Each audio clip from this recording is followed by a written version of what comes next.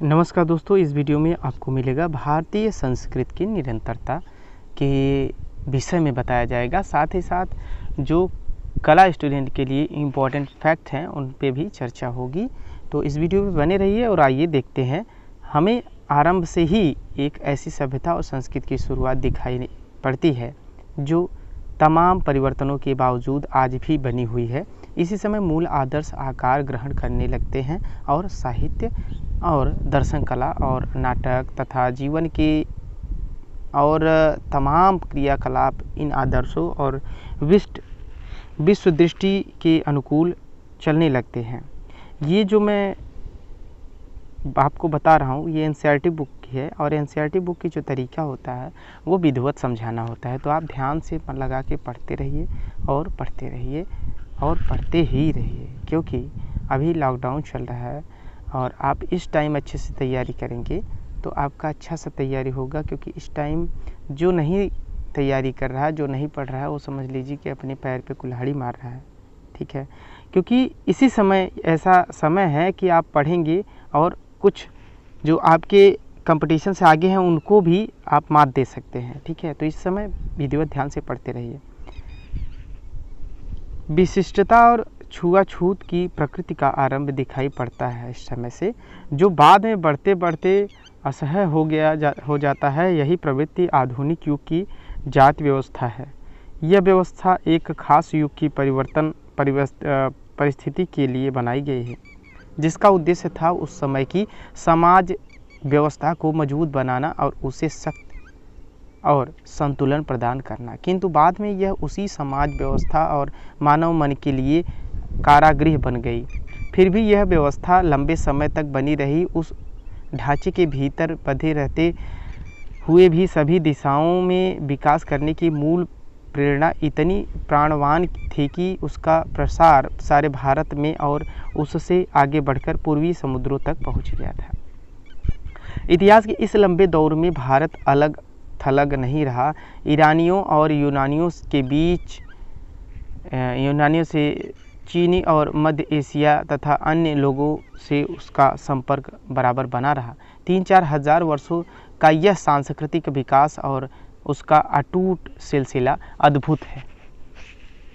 उपनिषद के बारे में बात करें तो उपनिषदों का समय जो रहा ईसा पूर्व 800 के आसपास से माना जाता है।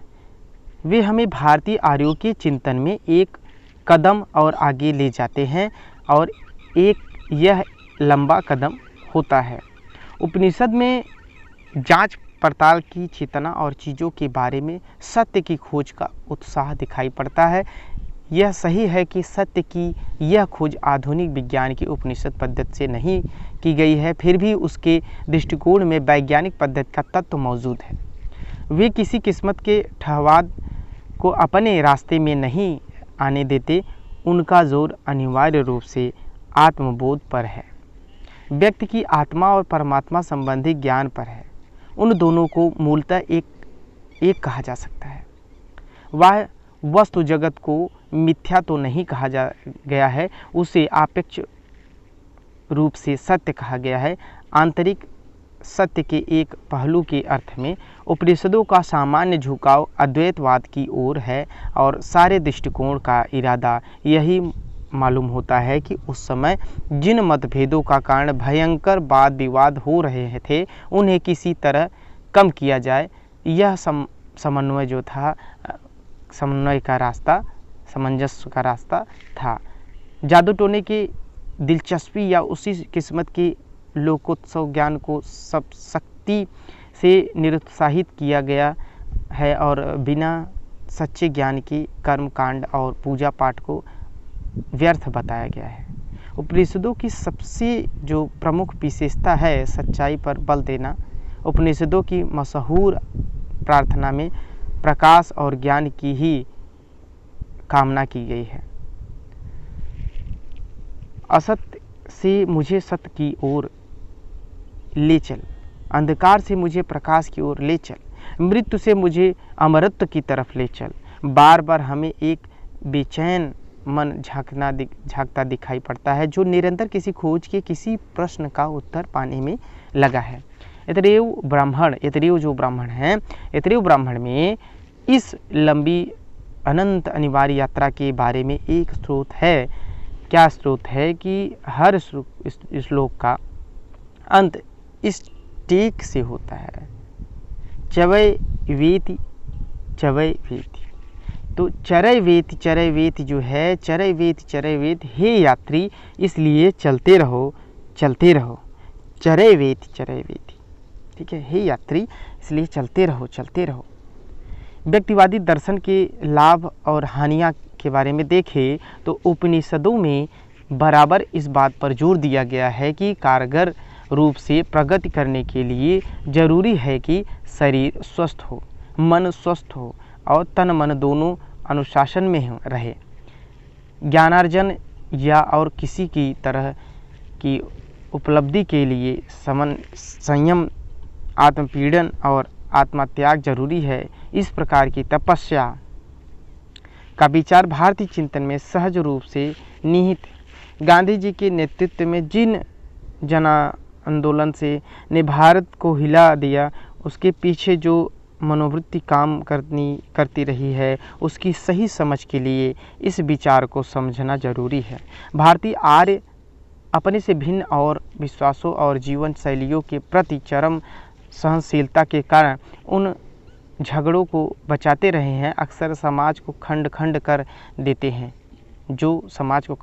देते हैं, उन्होंने एक तरह का संतुलन बनाए रखा और एक व्यापक ढांचे में भीतर रहते हुए भी लोगों को अपनी पसंद की ज़िंदगी बसर करने की काफ़ी छूट देकर उन्होंने एक प्राचीन और अनुभवी जाति की समझदारी का परिचय दिया। उनकी ये उपलब्धियां बहुत अनोखी थी, लेकिन उनके इसी व्यक्तिवाद का परिणाम यह हुआ कि उन्होंने मनुष्य के सामाजिक पक्ष पर, समाज के प्रति उसके कर्तव्य पर कम ध्यान दिया। हर व्यक्ति के लिए जीवन बटा और बंधा हुआ था। उसके मन में एक समग्र समाज की न कोई कल्पना थी और न उसके प्रति कोई दायित्व बोध था।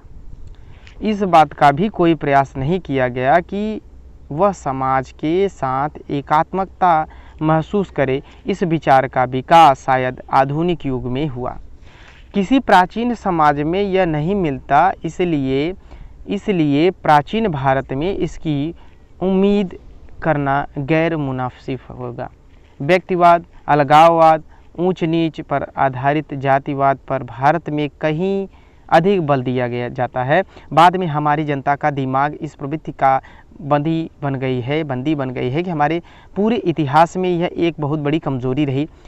यह कहा जा सकता है कि जाति व्यवस्था में शक्ति के बढ़ने के बाद साथ साथ हमारी बौद्धिक जड़ता बढ़ती गई और जाति की रचनात्मक शक्ति धुंधलाती चली गई। दोस्तों, ये वीडियो जो है बहुत इम्पोर्टेंट है नॉलेज के लिए। आप अगर टीजीटी, पीजीटी, नेट, जेआरएफ की तैयारी कर रहे हैं, ठीक है, तो वीडियो देखने के लिए थैंक यू। और अभी तक सब्सक्राइब नहीं किए हैं तो प्लीज़ सब्सक्राइब कर लीजिए और बेल आइकन, फ्यूचर नोटिफिकेशन के लिए बेल आइकन जरूर दबा लीजिए। अपने दोस्तों तक शेयर करना ना भूलिए। Thank you for watching my video.